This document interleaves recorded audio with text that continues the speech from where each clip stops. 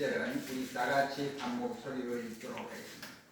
너는 분향할 단을 만들지니 곧 소각목으로 만들되 장이 1규빗 광이 1규빗으로 네모 반듯하게 하고 고는 2규빗으로 하며 그 풀을 그것과 연하게 하고 단 상면과 전후 좌우 면과 뿔을 정금으로 싸고 주위에 금태를 둘을 지며 금태 아래 양편에 금고리 둘을 만들되 곧 그 양편에 만들지니 이는 단을 매는 채를 깰 것이며 그 채를 초각목으로 만들고 컴으로 싸고 그 단을 전극의 위 속죄소 맞은편 곧 전극의 앞에 있는 장 밖에 두라. 그 속죄소는 내가 너와 만날 것이며 아론이 아침마다 그 위에 향기로운 향을 사르게 등불을 정리할 때에 살을 지며 다같이 있습니다. 또 저녁 때에 등불을 켤 때 살을 지니 이 땅은 너희가 대대로 여호와 앞에 피지 못할지니 너희는 거기에 다른 향을 사르지 말며 번제나 소제를 드리지 말며 전제를 주지 말며 아론이 미련이 자신이 하며 꿀을 위하여 하되 속죄의 배로 연전 자식 제대로 속죄하지니라. 이 단은 여호와께서 지으시는 거룩하니라. 아멘. 공동한 말씀을 통해서 이 시간에 분향단이라는 말씀으로 잠시 은혜를 받기를 원합니다.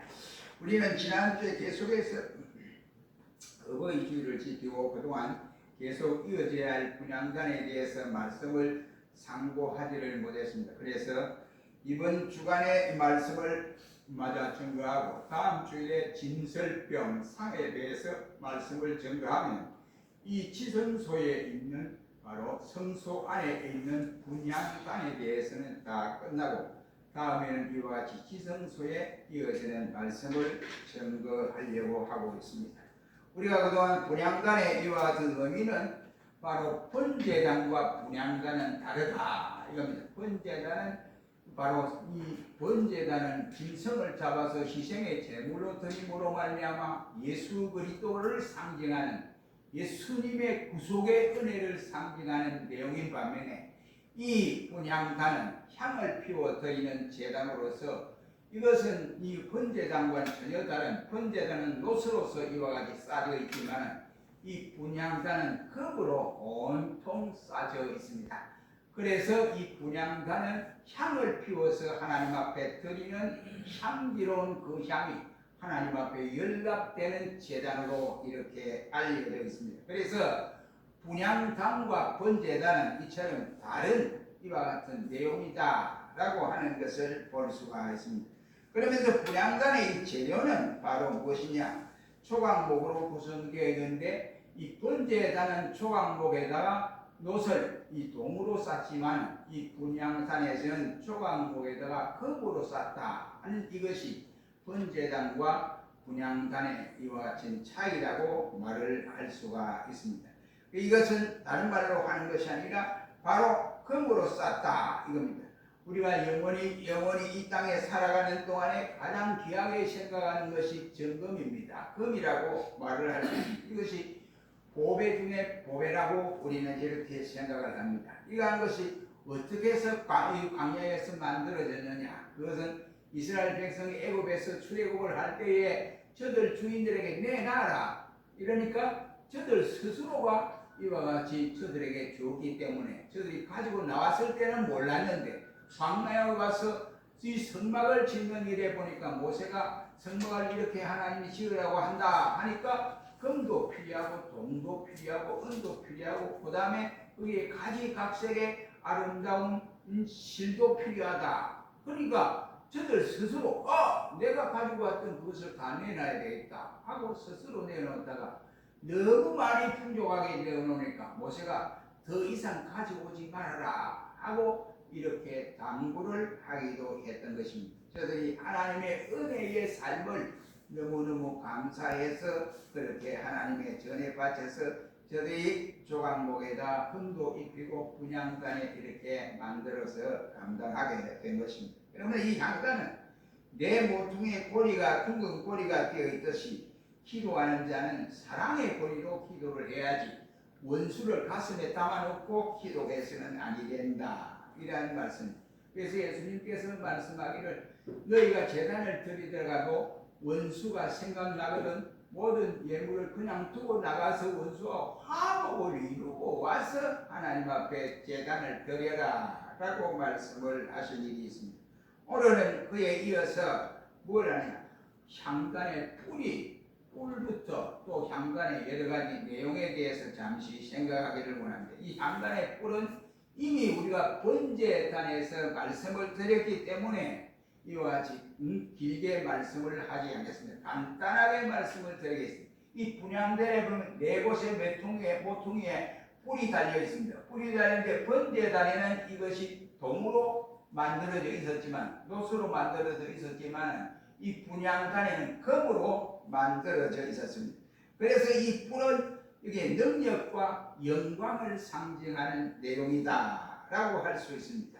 번제단에서는 이 뿔은 예수 그리스도의 십자가를 상징하여 주심으로써 사죄의 은총을 받는 이와 같은 내용을 예표하고 있는 반면에 이 향단의 뿔은 그리스도의 중보적 기도의 능력을 나타내 주는 말씀입니다. 그러므로 능력을 잃은 제단은 뿔이 꺾인 제단이다 라고 말을 할 수 있습니다. 그러므로 성도들은 항상 기도의 불을 지펴야 한다 이런 말씀을 드리고 싶습니다. 그러므로 기도의 능력을 부여받지 않으면 안 됩니다. 그래 이 기도가 얼마나 중요하냐, 이것은 사무엘이 하나님 앞에 인직을 받고 나서 여호와 하나님이여 내가 이 기도하지 아니하는 일이 없도록 기도에 게을리하지 않게 하여 주시옵소서 하면서 내가 기도하기를 계속하겠습니다 라고 결심을 하고 하나님 앞에 서원을 했던 일이 있습니다. 기도의 능력으로 살아야 한다 이라는 말이 되겠습니다. 왜 그런 말이? 우리가 살아가는 이 세상은 항상 평안할 수 없어요. 우리가 살아가는 이 세상 때로는 근심 걱정도 일어나고 모든 일들이 또한 안 될 때도 있고 잘 될 때도 있고 이와 같은 여러 가지 현상들이 이 땅에서 일어나기 때문에 그렇습니다. 그러므로 그 일어나는 일들을 하나님 앞에 아뢰므로 우리가 그 어려움을 믿음으로 살아 승리하기 위해서 기도가 필요하기 때문에 그렇습니다. 그래서 바울 사도는 에베소 6장 18절 말씀에 너희가 기도하되 기도할 시간이 없으면 무시로 성령 안에서 기도해라. 그 열차를 타고 눈을 떠도 웃어서도 기도할 수 있고 아니면은 버스를 타고 앉아서도 눈을 떠서 기도할 수도 있다 말이에요. 그러니까 무시로 기도해라 이런 말씀. 기도하지 않고는 인간의 지혜의 능력을 의지하면 절대적으로 바른 신앙과를 가질 수가 없을 뿐더러 어려운 이 시대에 하나님을 살아계신 하나님을 체험할 수가 없게 되어집니다. 우리가 기도를 게을리한 사람들이 연한 사람이 있음을 보았습니까? 아니거든요. 사무엘을 비롯했던 모세, 노아, 그리고 그 네도 빌립이라든지 아니면 바울 사도라든지 모든 일들이 이처럼 열심으로 기도했던 사람들이었습니다. 그러면 이 뿔은 뭐냐? 심판과 보호를 상징하는 내용입니다. 뿔은 하나님의 능력을 입은 자들을 보호할 뿐만 아니라 그를 괴롭게 하는 사람들을 하나님이 심판한다 이런 상징을 가지고 있습니다. 왜? 하나님은 우리를 향하여 너희는 내 백성이다 라고 말씀했습니다. 그러니까 자기 백성을 하나님이 늘 살피고 감찰하고 계신다. 그러므로 우리의 괴롭게 하는 사람들을 가만히 두지 아니하고 심판하겠다라고 하는 약속을 주었습니다. 예수님이 로마서 12장 19절 말씀에 보면 말하기를 너희가 친히 원수를 갚는 일을 너희가 갚지 말고 내게 맡겨라 라고 했어요. 왜? 우리가 원수를 갚으려면 화도 나고 이제 막 불하고 터지고 그렇게 쏟고 싸하고 그러면 내 믿으면 손해봐요. 그러니까 예수님 앞에 다 해라. 그러면 내가 너의 원수를 다 갚아주리라 고 말씀을 하고 있습니다. 그래서 너희가 친히 원수를 갚지 말고 내게 맡기라 고 예수님이 말씀을 했습니다. 원수 갚는 것은 우리는 하나님께 맡기고 나는 원수를 위해서 기도를 해야 한다 이란 말입니다. 그 다음에 분향단의 위치는 오늘 6절 말씀에 말씀을 하는데 속죄소 맞은편 창 앞에다가 두라라고 말씀을 하고 있습니다. 이 분향단의 위치는 성소와 지성소의 중간에 휘장이 하나 치어져 있습니다. 이 휘장이 친 이곳에 바로 우리가 앞에서 보면 동편문에서부터 시작해서 노제단, 그 다음에 물두명, 그 다음에 성소에 들어와서 이제 이 오른쪽에는 촛대, 그리고 왼쪽에는 이 분향단, 그 다음에 마지막 중간에는 이 분향단, 마지막에는 바로 우리가 말하는 진설병 상이 12개가 이와 같이 6개 진열이 되어 있습니다. 그런데 이 중앙에 바로 지성소 중앙에 일자로 바로 이렇게 봉인이 되어 있습니다. 그러니까 지성소에서 하나님의 법궤가 있는 그 장소에서 바로 이 분향단이 바로 밑에 설치되어 있고 바로 밑에 또 일직선으로 뭐냐 물두명 그리고 노제단 동편문 이렇게 해서 전체가 보면 십자가의 형으로 이루어져 있습니다. 그러므로 하나님의 교회는 십자가가 빠지면 안 됩니다. 예수님의 피로 이와 같이 이 물들인 그 십자가가 없어버리면 하나님의 교회는 교회의 능력을 상실해버리고 만다. 이러한 내용이라고 할 수 있습니다. 그러므로 우리가 지성소 맞은편에 두라고 하는 이것이 바로 하나님과 사람 사이에 연결하는 고리요. 또 그리스도 예수께서 우리의 중보적 기도를 드려주는 내용이라고 말을 할 수 있습니다. 오늘날 우리 신자들도 교회 밖에 믿지 않은 사람들을 이와 같이 많이 했습니다. 나의 가족으로부터 이웃을 위하여 끊임없는 사랑의 기도를 올려드려야 됩니다. 그래 기도를 하다 보면 결과 안 믿거든요. 10년, 20년 이래도 안 믿거든요. 그러면 아우 저 사람 불택자다. 나는 이제 더 이상 기도할 필요 없는 천만의 말씀 마지막 순간까지라도 우리가 기도를 해야 됩니다. 하나님의 택한 백성은 죽음 직전에도 한편 강도처럼 회개하고 주께로 돌아오는 경우가 있기 때문에 우리가 그렇게 끊임없는 기도를 해라 이런 말씀이 되겠습니다. 그리고 이번에는 이제 이 분향의 불이 어떤 불을 사용해야 될까 이것이 레위기 9장 24절 말씀에 보면 뚜렷하게 나타나 있습니다. 분향단에 분향하는 이 불은 아무 불이나 사용해서는 절대로 안 됩니다. 제단의 불을 사용하되 분향해야 하는데 제단의 불은 어디에서냐 하늘에서 내려오는 불이다 라고 했습니다. 그러면 왜 이 제단 불로만 분향해야 하는가? 제단 불은 하늘에서 내려오는 거룩한 불이라고 말씀을 하고 있습니다. 이 불은 절대로 꺼지면 안 됩니다. 만약 꺼졌다 하면 그가 하나님 앞에 회개를 내게 제사장이 회개를 내야 됩니다. 왜 잠을 잤든지 뭐 어쨌든 간에 직무태만입니다. 그러면 하나님 가만히 두지 않아요.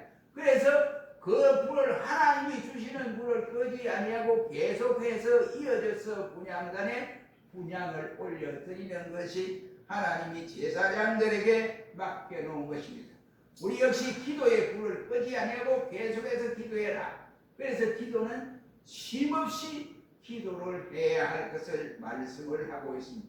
우리가 이 분향단에 불이 꺼진 가운데 아론의 두 아들 홈리와 비느하스가 다른 불을 들이다가 그 절석에서 하늘에서 불이 떨어져서 그들은 성소에서 사라져 죽었던 모습을 볼 수가 있습니다.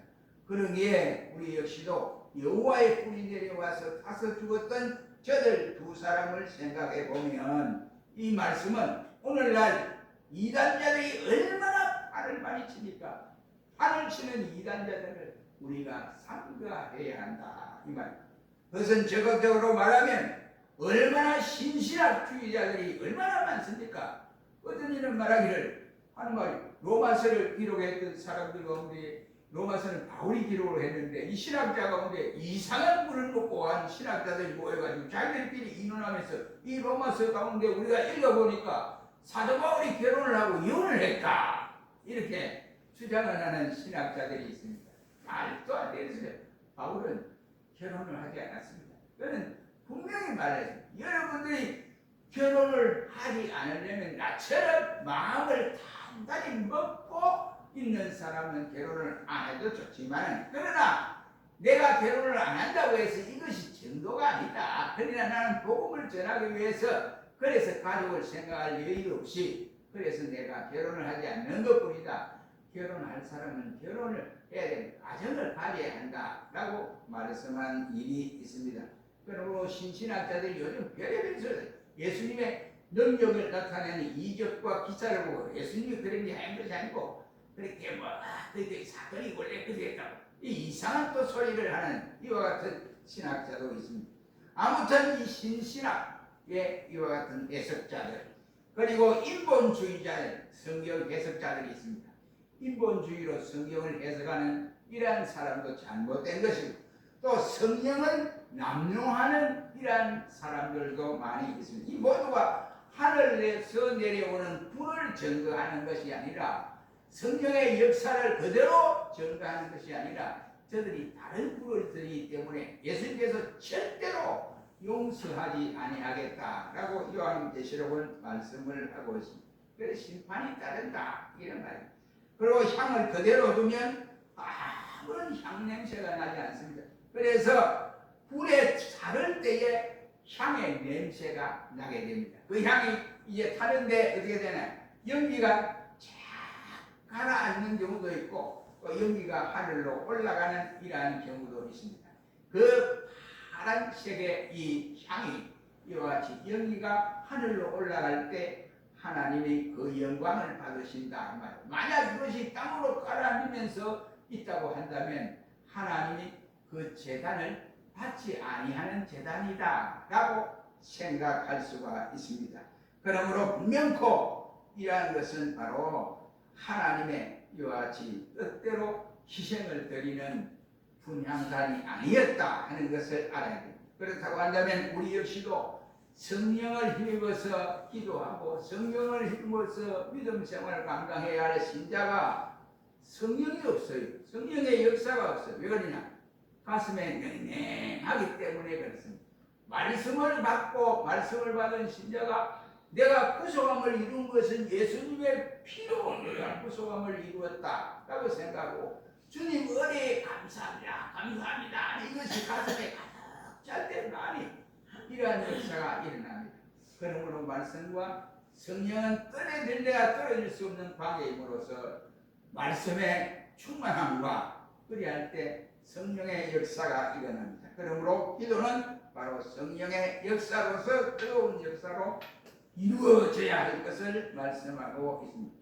우리가 이러한 기도는 누가복음 18장 1절로 8절 말씀에 보면 여기에 불의한 재판관을 이와 같이 과부가 재판을 잘못해가지고 그래서 억울한 재판이다 이래가지고 이 사람이 재판관이 출근할 때마다 앞에 나와서 박수까지 기다립니다. 그래서 내 죄를 짓지 않았습니다. 다시 한번 긍휼히 여겨 주시옵소서 이렇게 하니까 아침마다 출근할 때마다 그러니까 이 재판관이 이제는 한두 번도 아니고 자꾸 하니까 귀찮으니까 알았다 이거 뭐냐 소원이 뭐냐 다시 한번 재판을 해주십시오. 나는 죄를 짓지 않았습니다 하고 불의한 재판관의 마음을 이와 같이 변화를 시킨 것을 예수님께서 비유적으로 말씀하고 있습니다. 그러므로 기도에 간절할 때 하나님이 간절한 기도를 연락하신다. 또 향을 사르되 어떻게 살라야 되느냐? 법대로 향을 살라야 합니다. 이는 뭐 신자가 기도를 할 때에 법대로 기도를 해야지 자기 마음대로 이와 같이 정욕으로 쓰려고 한다든지 아니면 기도를 하되 거짓이나 외식으로 기도해서는 아니 된다 이라는 말입니다.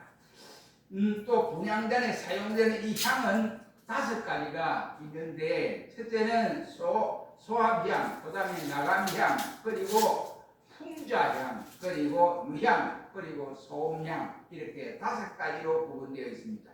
상세한 것을 설명하려면 시간이 많이 가고 간단하게 말씀드립니다. 여기에 소합향은 발리센 지방에서 많이 생산되는 향입니다. 몰약과 같은 이와 같은 향이라고 할 수 있습니다. 이것은 뭐냐? 간절한 기도의 내용을 담고 있습니다. 또 나감향은 사향과 같은 것으로서 상한 심령으로 기도하는 내용입니다. 그래서 시편 57편 1절 이하의 말씀에 다윗이 이제 사울 왕이 쫓겨서 굴 안에 들어가 있습니다. 굴 안에 들어가지 사울의 병사들이 앞에 이렇게 열비하고 있는 거예요. 그래서 잘못하면 잡히거든요. 하나님이여 나를 긍휼히 여겨 주시옵소서. 내가 지금 잘못하면 저들에게 붙잡히게 죽겠습니다. 하나님 내 생명이 하나님께 있사오니 하나님 나를 구원해 주시옵소서 하면서 간절하게 기도하는 이 기도를 말씀하고 있다. 이런. 그다음 나가평은 바로 이러한 기도의 표현을 말씀을 하고 또 풍자향은 아라비아에서 많이 생산하는 것으로서 고무질의 식물선이라고 할 수 있습니다. 독이 든 것을 바로 이 향이 없애주는 내용을 합니다. 이것은 하나님의 능력을 상징하는 기도다라고 할 수 있고 또 유향은 감람나무에서 짠 이와 같은 기름으로서 아주 좋은 고급 기름입니다. 이것은 곧 믿음의 기도를 우리에게 말씀하고 있습니다.